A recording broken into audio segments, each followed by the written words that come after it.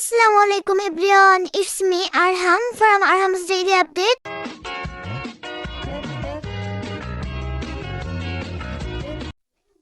এনটি দেখে অবাক হচ্ছে, অবাক হওয়ার কিচ্ছু নেই।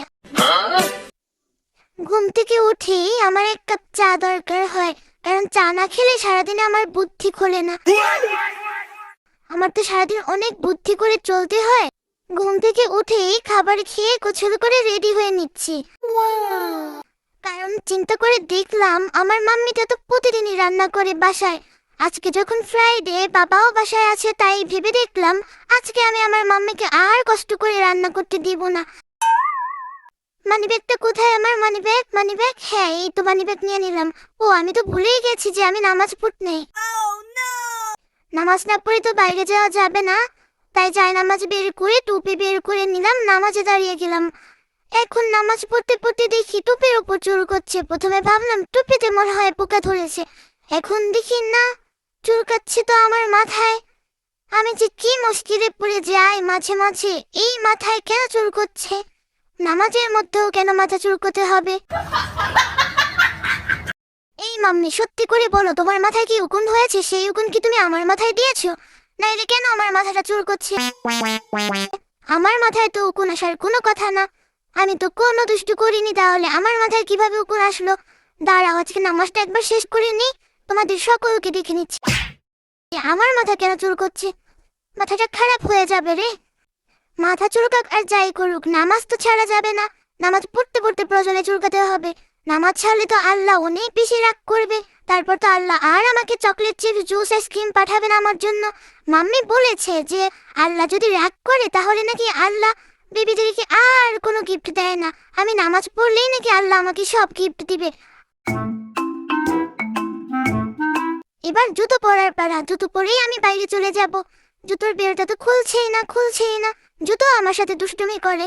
দেখতে পাচ্ছি আমার মাথাটা গরম, আমার একটুও টাইম নেই। এমনিতেই আমি অনেক বেশি লেট করে ফেলেছি, তাও জুতোটা আমার পায়ে ঢুকছে না। কেন ঢুকবে না?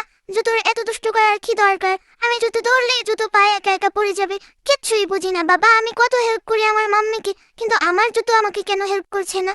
যাই হোক, আমি নিজের কাজ নিজেই করতে পছন্দ করি, কারণ আমি মাম্মিকে একটুও কষ্ট দিই না। মাম্মির যাতে কষ্ট না হয় সেই জন্য আমি সব সময় আমার কাজগুলো আমি নিজে একা একা করি।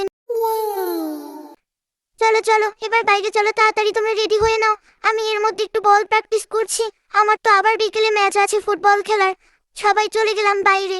চিন্তায় পড়ে গেলাম আমার পকেটে যে টাকা আছে সেই টাকা দিয়ে কি হবে কিনা, নাকি আবার দোকানদার আমাকে বেঁধে রাখবে।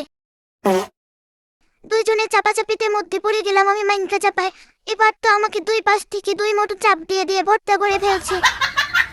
আমার সোনা মাম্মিটাকে আজকে আমি কতদিন পরে ট্রিট দিতে নিয়ে আসলাম। এই যে দেখো বাইরের আবহাওয়াটা কত বেশি সুন্দর। আমার বাইরে যেতে অনেক বেশি ভালো লাগে, কারণ আমি গাছপালা অনেক বেশি ভালোবাসি। সবুজ সবুজ গাছপালা দেখলেই আমার মনটা শান্তিতে ভরে যায়। আমি কি গাছ লাভার বলো তো তোমরা? চলে আসলাম ঢাকার বিখ্যাত মতিঝিলের হীরাঝিলে খিচুড়ি খাওয়ার জন্য। চলো ভিতরে যাই।